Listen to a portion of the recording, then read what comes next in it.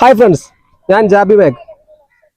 ഇപ്പോൾ കുറച്ചു കാലമായി സോഷ്യൽ മീഡിയയിൽ തരംഗമായിരിക്കുകയാണ് ലയണൽ മെസ്സിയുടെ കേരളത്തിലേക്കുള്ള വരവ്.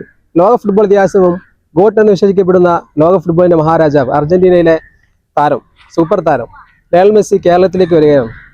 എന്നാൽ കേരളത്തിൽ വരുന്ന കാര്യത്തിൽ ഒരുപാട് പോസിറ്റീവ് കമന്റും നെഗറ്റീവ് കമന്റും ഉണ്ട്.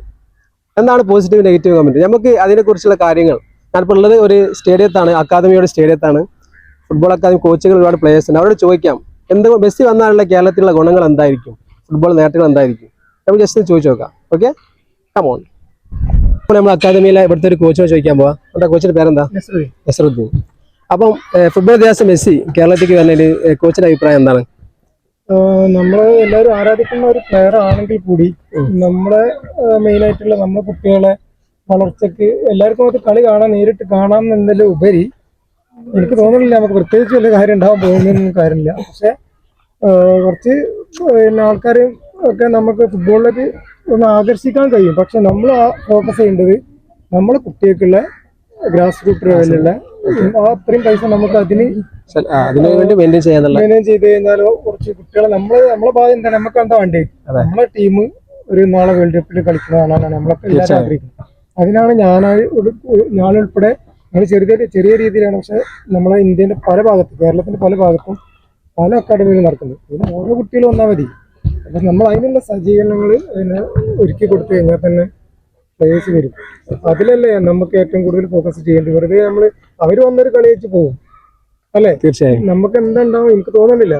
പിന്നെ എനിക്ക് തോന്നുന്നില്ല വരുമെന്ന് ഞാൻ ഒരിക്കലും പ്രതീക്ഷ. അപ്പൊ നമ്മള് ഇവിടെ അക്കാദമി കളിക്കുന്ന ആദ്യം പ്ലേയേഴ്സിനോട് ചോദിക്കാം, അവരുടെ അഭിപ്രായം നമുക്കൊന്ന് കേൾക്കാം. ഹായ്, എന്റെ പേര് റോഷൻ. എന്റെ പേരെന്താ? എന്റെ പേരെന്താ? അഫ്ലൈ. അപ്പൊ ഫുട്ബോൾ ഇതിഹാസം ലയണൽ മെസ്സി കേരളത്തിലേക്ക് വരുന്ന കാര്യങ്ങൾ അറിയല്ലോ, നിങ്ങളുടെ അഭിപ്രായം എന്താണ് അതില്?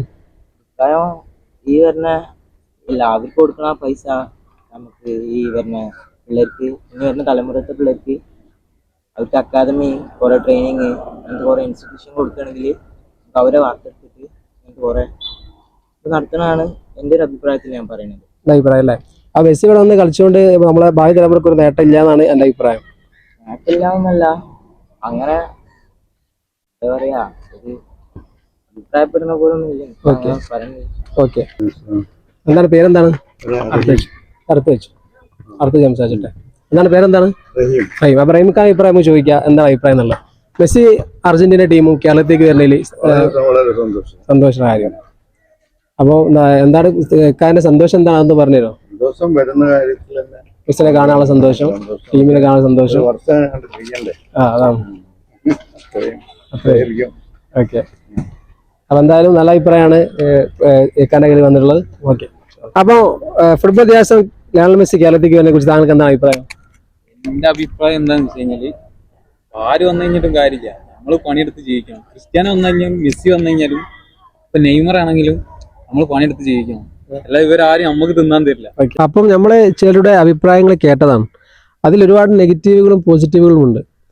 പക്ഷെ എന്നാലും ലോകത്തിലെ ഏറ്റവും മികച്ച കളിക്കാരൻ നമ്മുടെ നാട്ടിൽ വന്ന് കളിക്കുക എന്നുള്ളത് ഒരു അഭിമാനകരമായ കാര്യമാണ്. അപ്പോൾ എനിക്ക് ചോദിക്കാനുള്ള നിങ്ങളുടെ അഭിപ്രായമാണ്.